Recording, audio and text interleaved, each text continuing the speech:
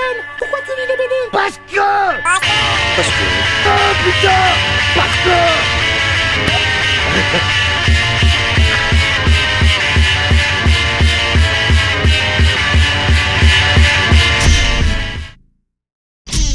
T'as pas complètement compris l'idée, hein? Un siège, un ministre, un siège de ministre. Salut, tu vas bien? Ouais, je vais bien, ouais.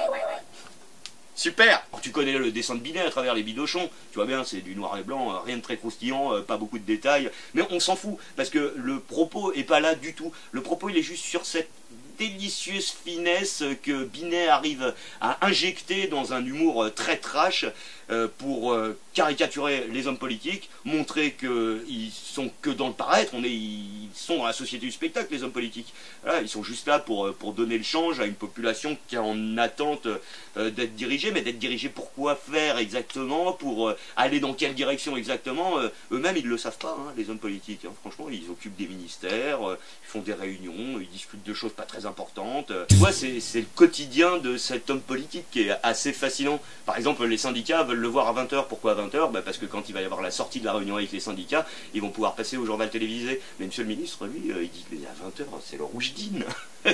Tu vois, c'est un bon gros bourgeois qui est rentré dans les ordres de la République, dans les ordres de la République. Ça résonne à l'intérieur. Waouh. Avec ça, je vais arrêter la drogue, moi. Attends, qu'est-ce que c'est?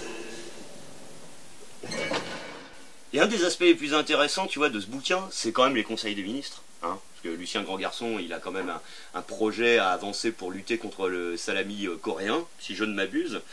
Et évidemment, ça n'intéresse personne à l'Assemblée nationale.